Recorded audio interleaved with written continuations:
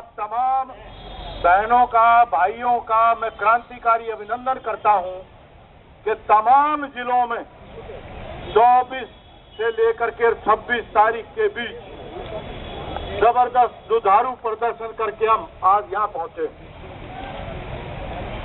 और कई जिलों में तो अभी भी भिवानी में, जींद में दिन रात का पड़ाव जारी है। आज का जो हमने ये कार्यक्रम रखा था, ये पूरे हरियाणा की रैली नहीं है।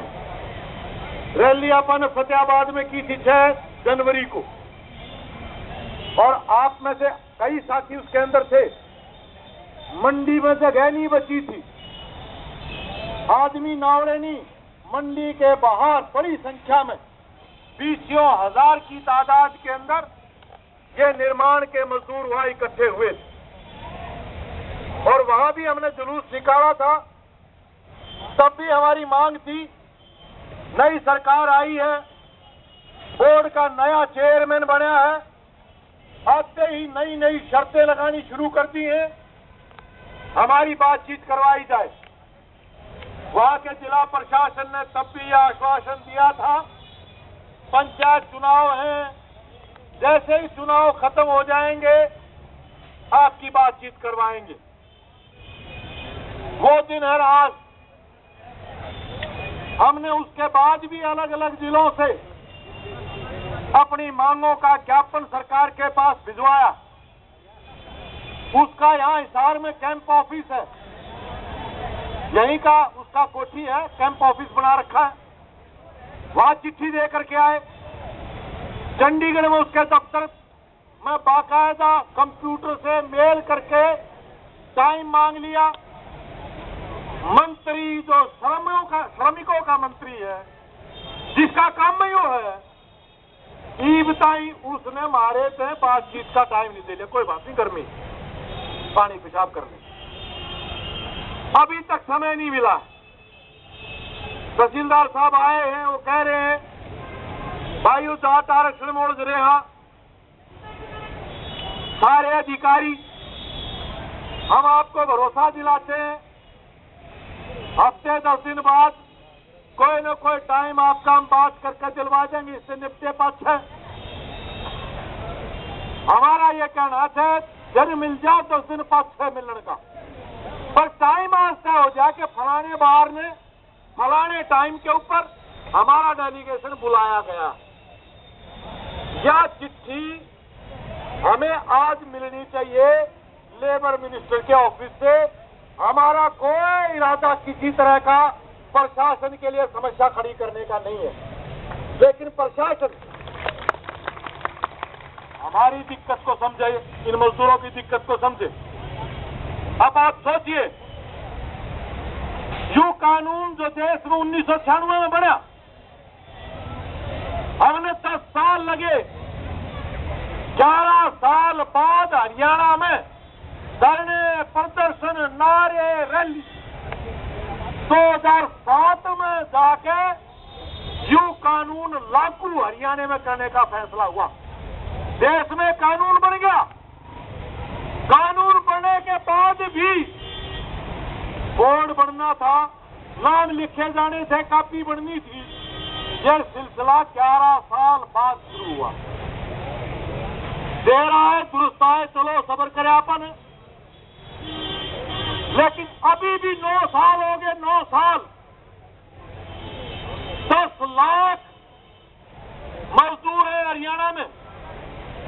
सिर्फ भवन निर्माण नहीं, इस बोर्ड में भवन एवं सन निर्माण, जो भी निर्माण का काम हो, सड़क का, पुल का, क्या का भी, इन तमाम कार्यों में लगे हुए कारीगर मजदूर, वो इस बोर्ड में उनका नाम दर्ज होना चाहिए और सुविधाएं मिलनी चाहिए। मनरेगा का मजदूर भी इसमें शामिल हो गया।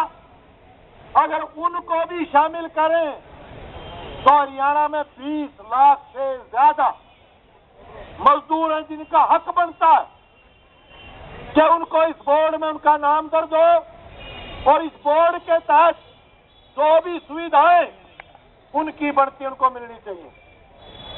बोर्ड में पैसा है, 1800 करोड़ रुपया बोर्ड के अंदर हमारा, जो हमारे मजदूरों के बच्चों के मकान बनाने के, इलाज के, घटना दुर्घटना में मातृत्व लाभ के लिए, बच्चा पैदा होने पर, बच्चों की शादी होने पर, इन तमाम पक्षों में जिसको हम सामाजिक सुरक्षा बोलते हैं, इन पर वो पैसा खर्च होना है।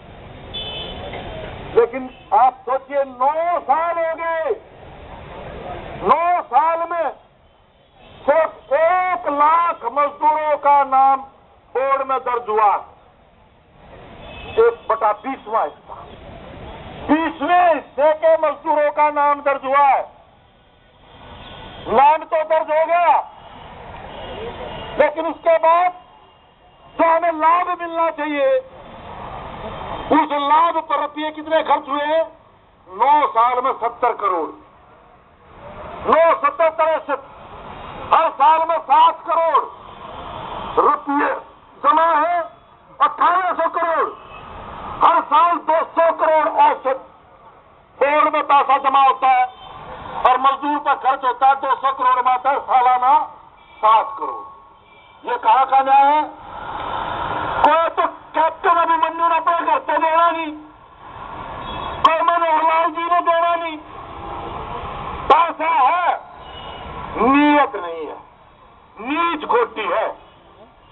कांग्रेसियों की भी खोटी थी, पर इनकी उन तो भी ज्यादा खोटी। आपा ने लड़का आंदोलन करके पिछली सरकार के अंदर कुछ सुविधाएं मनवाई। तो सैद्धांतिक बात है, तहसीलदार साहब सुन रहे होंगे, मैं बात आपके सामने रख रहा हूं। जिस मजदूर का नाम दर्ज नहीं हुआ, वो 10 साल से काम कर रहा है, वो 15 साल से काम कर रहा है, बोर्ड में नाम दर्ज नहीं हुआ, क्या ये उसकी गलती है? कानून के मुताबिक हर मजदूर का बोर्ड में नाम दर्ज करना, बोर्ड के तहत कर्मचारी भर्ती करके कैंप लगा करके, ये सरकार की जिम्मेदारी। अब ले देकर ये जो 1 लाख दर्ज हुए, आप सबको पता है कितना पैसा लगा करना पड़ा, और ये खुशी की बात है हमारे लिए कि इस 1 लाख में से आधी गिनती हमारी अपनी यूनियन की है। हमारी अपनी यूनियन में लड़के खुद फार्म भरे बैठ कर, और इनका अधिकारियों का गुत्था देकर, धरने देकर वो कापी बड़ी देर से। मैं 15 साल से मानने मजदूरी कर रहा हूं, मेरा बोर्ड में आज नाम दर्ज हुआ है। अब तक मेरे से पहले जिनका नाम दर्ज था, बेटी की शादी है तो उसको कन्यादान का 51,000 रुपये मेरा बोर्ड में बड़ा है और मेरे को मिलता था।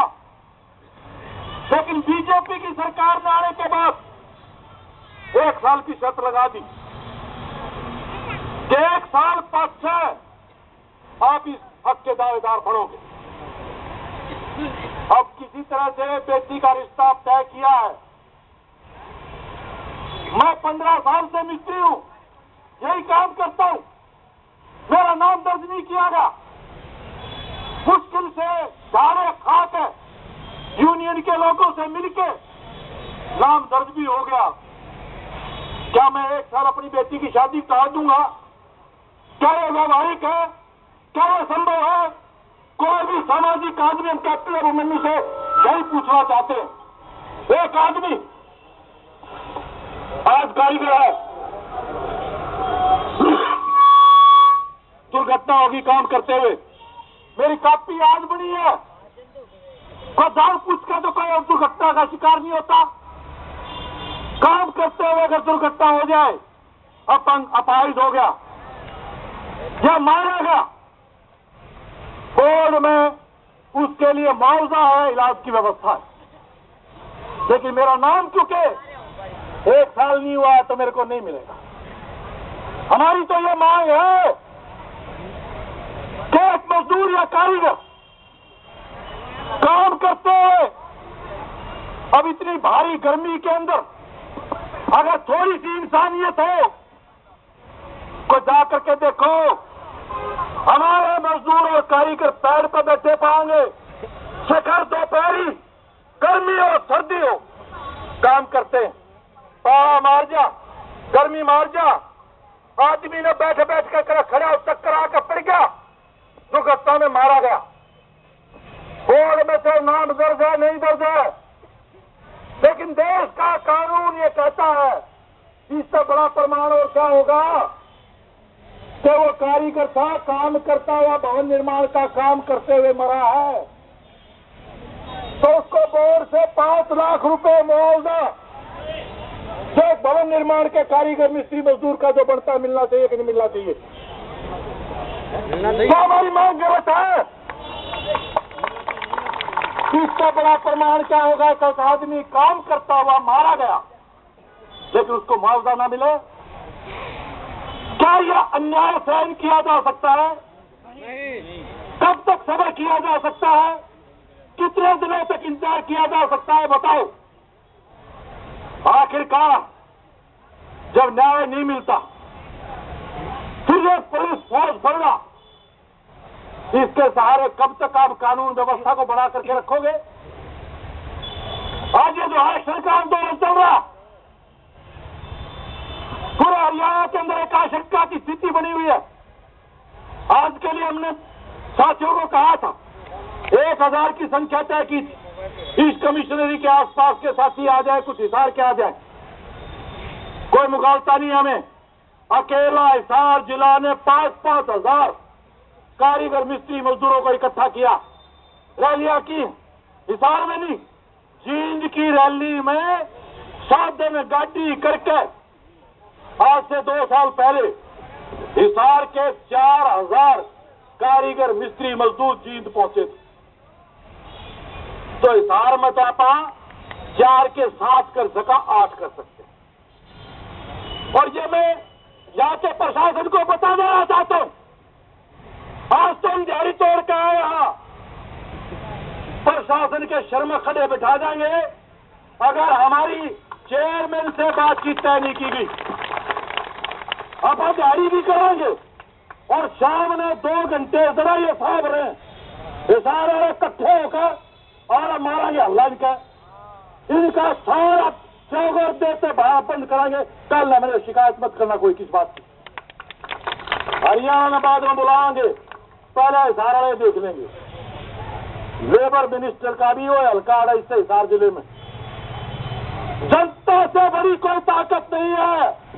बड़े बड़े तानाशाह हिटलर जैसे आए और गए, जनता से कोई नहीं जीत पाया। यानी सरकार को बताना चाहते, बीजेपी की सरकार को, मोदी जी जा रहे, अभी भी जा रहे, 6 देशों की यात्रा करके आएंगे। हर हफ्ते एक विदेश की यात्रा है। देश का पैसा विदेशी यात्राओं के ऊपर। हमारा कल मंत्री ये भी विदेश यात्रा पर जाएगा। अभी 2 साल पूरे हुए बीजेपी सरकार के, 1000 करोड़ रुपया, 1000 करोड़ क्या लगेगा? बीजेपी सरकार के 2 साल का प्रचार अखबारों में, टेलीविजन में, एडवर्टाइजमेंट के ऊपर लगेगा। 1000 करोड़। महारा तो 10 साल में 1500 करोड़ रुपया जमा हुआ और उसमें तो भी 70 करोड़ खर्च हुआ, और 1 साल में 1000 करोड़ रुपए पत्ती की तरह फूंक दिए जाएंगे सिर्फ बीजेपी का, खट्टे का, मोदी का फोटो छाप के लोगों को दिखाने के लिए। ये क्या कहां तक सहन किया जाए? ये कैसा विकास है? ये जिस भारत माता की बात करते हैं, ये वो कौन सी भारत की माता है? भारत माता को मूर्ति बना करके, साड़ी पर आकर के, एक सुंदर सी औरत की फोटो बना करके और कहो कि यहां भारत माता पूजो। इसने गाय माता, देवी माता, गंगा माता, शेरावाली माता हमने सारी रोक ली, लेकिन असली माता ये बैठी मेरे सामने, की 125 करोड़ जनता, यह देश इस चार दीवारी का नाम देश नहीं है। यह देश का मतलब है इस देश में रहने वाली जनता, जिसके नाम पसीने की कमाई से देश बना। अंग्रेजों के खिलाफ लड़ करके हमारे पूर्वजों ने कुर्बानियां दे करके इस देश को आजाद करवाया। कहां थी ये मोदी की पार्टी, कहां थी मोदी का वो संगठन आरएसएस और खट्टर का? देश की आजादी की लड़ाई में कहां थे ये लोग? आरएसएस का एक आदमी आपको नहीं मिलेगा। 1925 में संगठन बन गया था, एक आदमी ने भी देश की आजादी के लिए कभी जेल नहीं गया,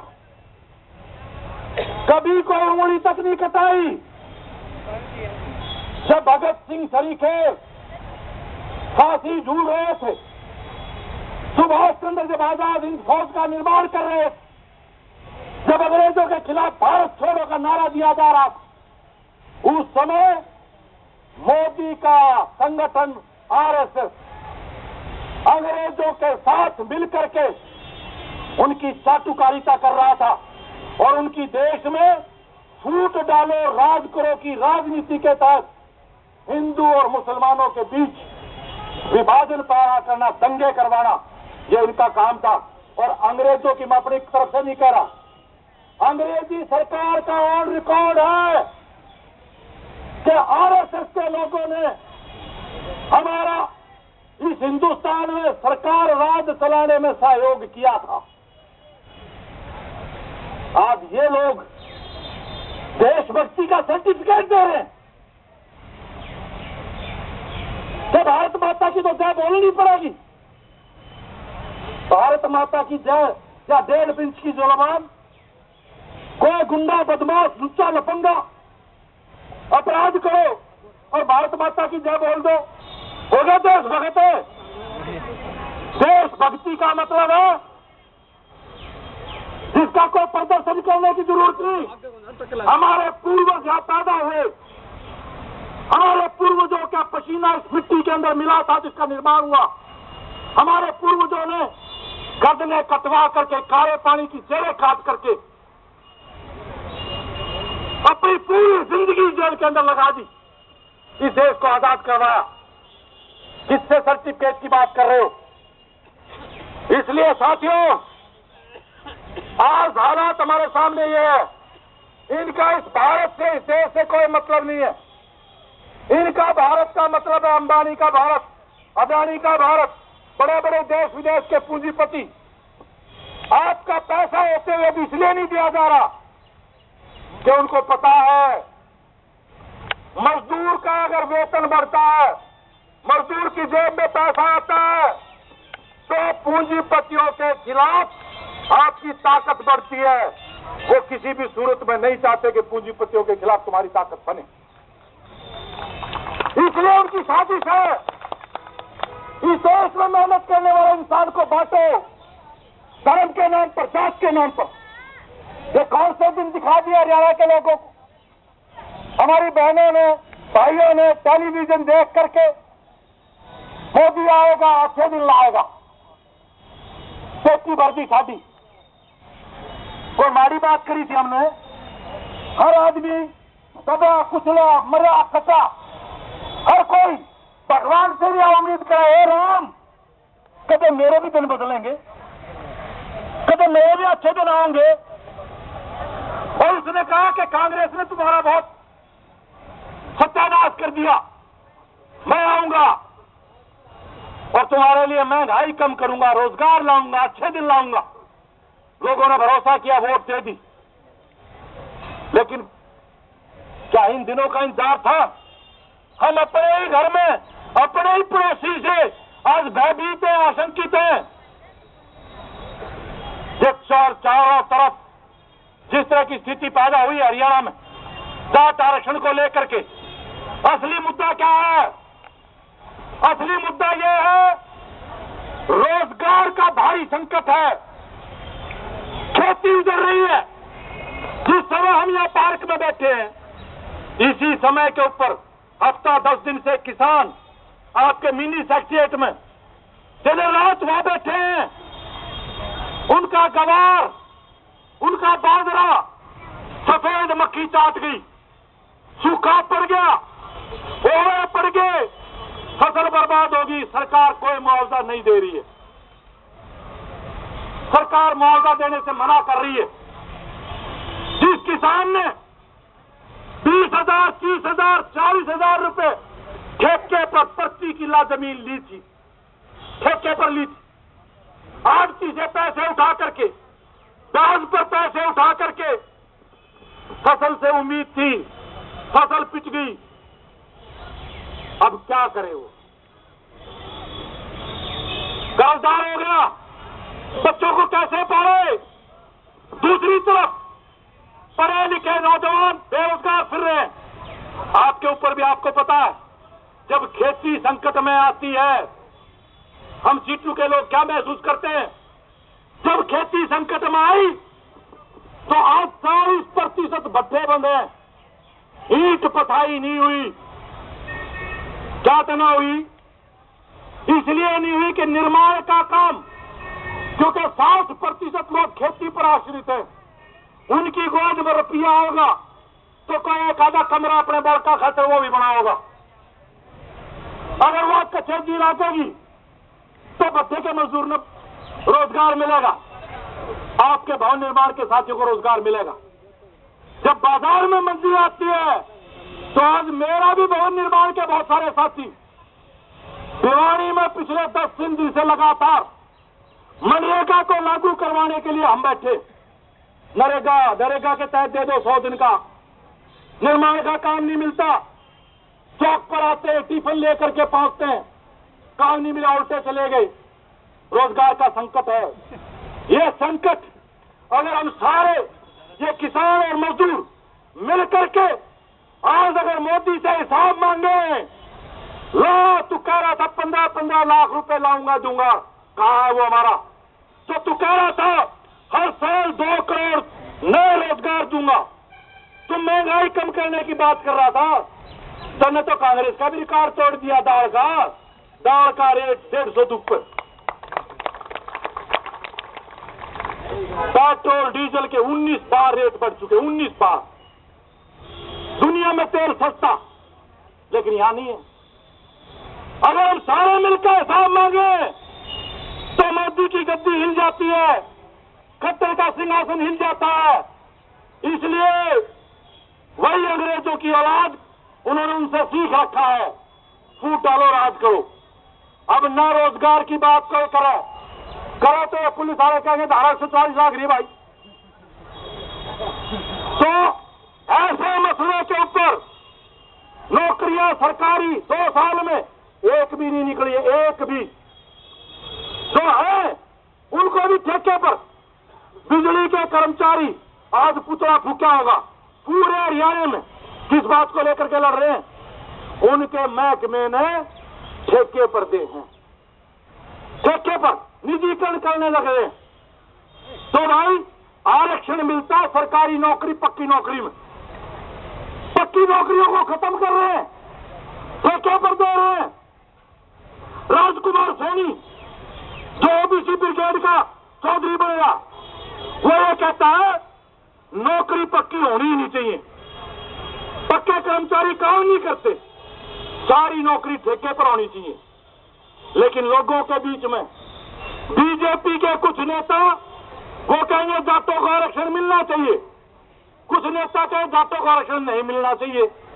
एक का पार्टी, दोनों है पार्टी में। एक कहा जाटो जेल खाओ, काल हाथी में। मुंगल में सुनी होगी अखबार में, बीजेपी का नेता पीके चौधरी का भाषण दिया, जाट आरक्षण के धरने पर जाकर के दिया। ये कहा 2 चीज है, जेल और एकता, जेल उठाओ।